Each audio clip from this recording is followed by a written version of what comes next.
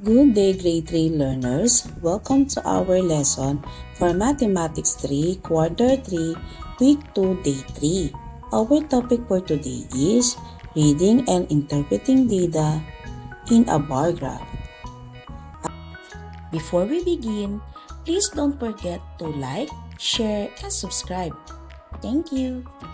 Activating prior knowledge.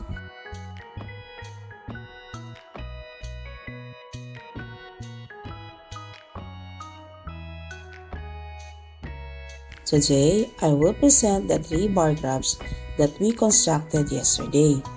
First, I will ask the learners to prepare the graph A. We will compare the graph of each group and check if everyone has made their graphs correctly and completely. I will do the same for graphs B and C. After that, I will select the correctly constructed graphs A, B, and C and use these graphs in our class discussion. Here are the following correct graphs.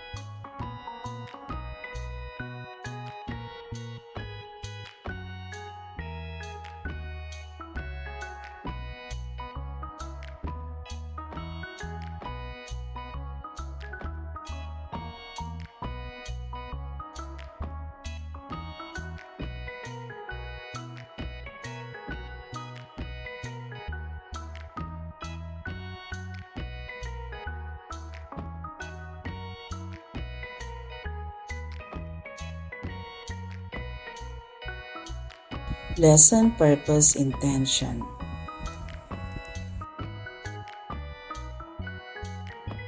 To read and interpret data presented in a bar graph and give the importance of choosing the appropriate scale and interval. Lesson Language Practice. Everybody will going to read the lesson language practice.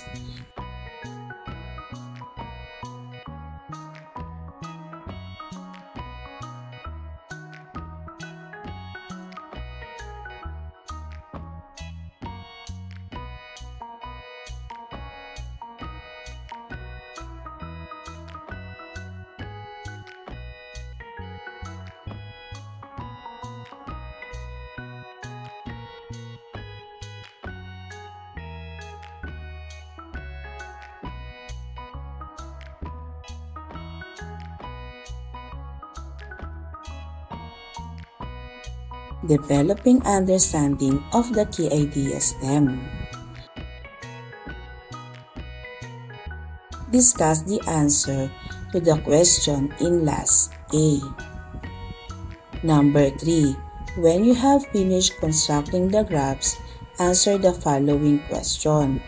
What is each graph about? Graph A, Graph B, and Graph C. Letter B. Do the graphs show the same data? Explain your answers. Letter C. Do the graphs look the same? Explain your answer. Letter D. Which graph has tall bars? Letter E. Which graph has short bars? Letter F. Which graph has the most appropriate height of bars? And letter G. What could be a reason why the bars in the graph look different? Here are the following expected answer. For question 3A, graph A, B, and C show the number of bottles collected by May for a week. For letter B, yes, all the graphs show the same data because the data presented in the table was used. For question C, no, the graphs look different. The bars in each graph differ in height. Question D, graph A has tall bars. For question 3E, graph C has short bars. For question F, graph B has the most appropriate height of bars. And for question G, the bars in the graphs are different because different scales were used. Deepening understanding of the key idea STEM. Ask the following questions. How would the bars look if the data were represented in a bar graph using different scales? The answer is, the bars in the graph would look different. Which scale resulted to tall bars? The scale with an interval of 1. Ask the following question. Which scale resulted to short bars? The scale with an interval of 5. Which scale resulted in the most appropriate height of the bars? The scale with an interval of 2. Does choosing the scale affect the appearance of the graph? Yes, it does. Do you think the scale affects how we read and interpret the data presented in the graph? Yes, it does. If we do not consider the scale and just focus on the bars, tall bars might seem to represent more than short bars, but this depends on the scale used. Learning Activity Sheet 2. Answer the following question using the presented data in graphs A, B, and C from the previous day's activity. Questions. How many bottles were collected by May on each day from Monday to Friday? Did all the 3 graphs show the same number? Number 2. On which days did May collect the same number of bottles? By just looking at the bars, how can you tell if the same number of bottles were collected? Number 3. On which day did May collect the greatest number of bottles? By just looking at the bars, how can you tell which day it is? Why do you think she was able to collect the greatest number of bottles on that day? Here are the possible answers. For question number 1, the number of bottles collected are as follows: Monday 15, Tuesday 10, Wednesday 5, Thursday 5, and Friday 5. Yes, all 3 graphs show the same numbers. Number 2. May collected the same number of bottles on Wednesday, Thursday, and Friday. You can tell if the number of bottles collected is the same by just looking at the height of the bars. The bars are all of the same height.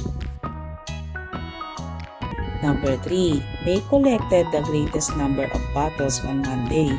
The bar representing the number of bottles on Monday is the tallest. Probably she was able to collect the greatest number on Monday because some families may have done cleaning over the weekend. For question 4, she was able to collect 40 bottles for a week. This can be obtained by adding the number of bottles collected each day. 15 plus 10 plus 5 plus 5 plus 5 is equals to 40. Making generalization and abstraction. Can the same data be represented using different scale? Yes. Would the graph look the same if different scales are used? No. How would the graph look if different scales are used? The bars would be taller if the interval is 1 and shorter if the interval is 5. Is it important to use the appropriate scale? Yes, so that the graph would look accurate and present the correct data without being misleading. In reading and interpreting a graph, does the height of the bars give you some information? Yes, the bars with the same height represent the same number. The tallest bar represents the greatest number and the shortest bar represents the least number. What should you do if you need the exact number? You have to refer to the scale. Evaluating learning. Write on the board, true or false. Write true if the statement is correct and false if the statement is incorrect.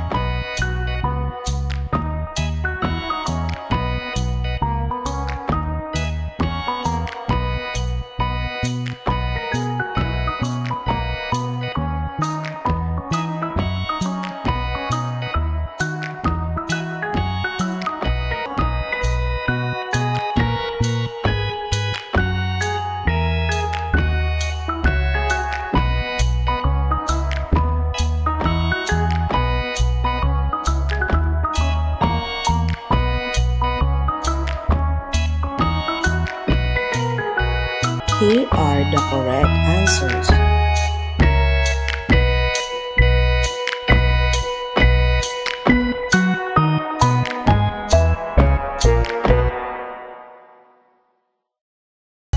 Great job today, everyone!